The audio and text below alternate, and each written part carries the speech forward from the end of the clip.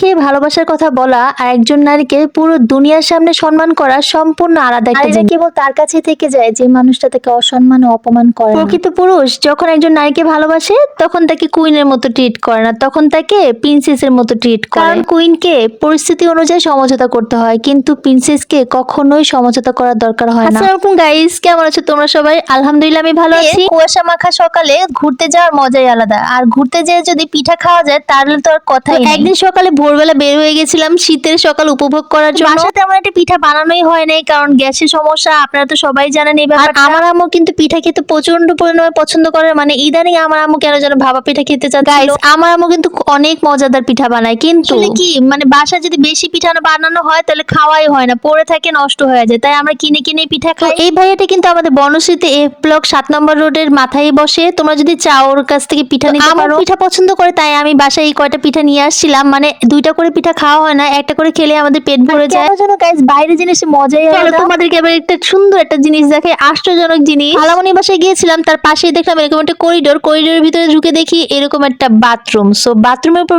ফ্যানও আছে, আবার একটা কমোডও আছে, আর দেখো কত বড় একটা বেসিন। দেখতে কিন্তু অনেক সুন্দর, পুরো বিদেশিদের মতো। ওয়াশরুমে যে ফ্যান থাকে সেটা দেখে আমি অবাক হয়ে গিয়েছিলাম। কথা বলতে গাইস, এত বড় ওয়াশরুম আমি কখনোই পছন্দ করি না, আমার প্রচন্ড পরিমাণে ভয় লাগে, মনে হয় যেন ভূতের বাথরুম। বড় ওয়াশরুম কিন্তু গাইস শুধুমাত্র ভূতের ছবিতেই দেখা যায়, তাই আমি গাইস খালামণির বাসায় গিয়েছিলাম। তো খালামণি আজকে নুডলস রান্না করে খাওয়াচ্ছি। খালামণির হাতে নুডলসটা অনেক ভালো লাগছে। তো কি কি দিয়ে নুডলসটাকে এত মজাদার করলো সেটাই তোমাদের কাছে দেখাবো। নুডলস দিয়ে দিয়েছিল 2টা ম্যাগি মশলার সাথে দিয়ে দিয়েছিল বারবিকিউ সস আর সয়া সস, আর কি কি যেন সস দিয়েছিল। গাইস ভিডিওটা তো কই গেল, আরে আল্লাহ গেল কই ভিডিওটা।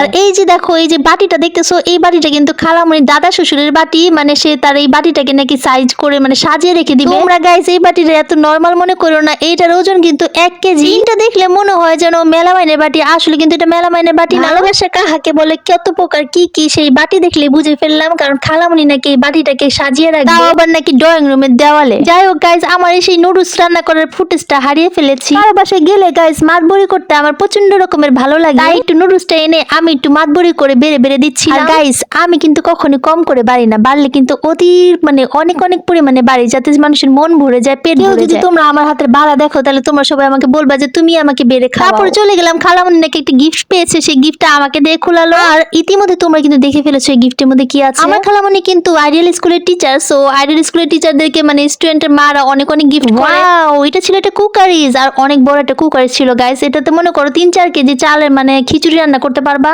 এত চেষ্টা করতেছিলাম যে একটু তাড়াতাড়ি খুলবে, কিন্তু এটা খুলতেই পারতেছিলাম না। অনেক অনেক চেষ্টা করার পরেও দেখি যে এই টেপ সেই টেপ, তারপরে তো টেপ খুলতে খুলতে আমার জিন্দেগি বরবাদ। এইবার দেখো আমি টেপটা খুলে ফেলেছি, এখন এটাকে বের করে ফেলবো। এই যে বের হয়ে যা, এই বের হয়ে যাচ্ছে। এখনই এই ঢাকনা ধরে বের করতে হবে, নাহলে আবার ভেঙে যাবে। দেখো ওয়াও, কত সুন্দর একটা হাঁড়ি। সরি গাইস, হাঁড়ি না সসপ্যান। এত বড় একটা সসপ্যানে তোমরাও যদি রান্না করো না, মনে করো যে অনেক অনেক রান্না করে খাওয়াতে পারবা। একটা মেয়ের মানে সাংসারিক মেয়ের স্বপ্ন থাকে এত বড় বড় হাঁড়ি গিফট পাওয়া। গাইস এত কিছু করতে করতে নুডলসের ভিডিও করতে ভুলে গেছি, তাতে একটু নুডলসের ভিডিওটা করে নেই। এটা তো আবার ফেসবুকে দিতে হবে, তোমাদেরকে দেখাতে হবে, লোল পড়াতে হবে। Thanks for watching, tata.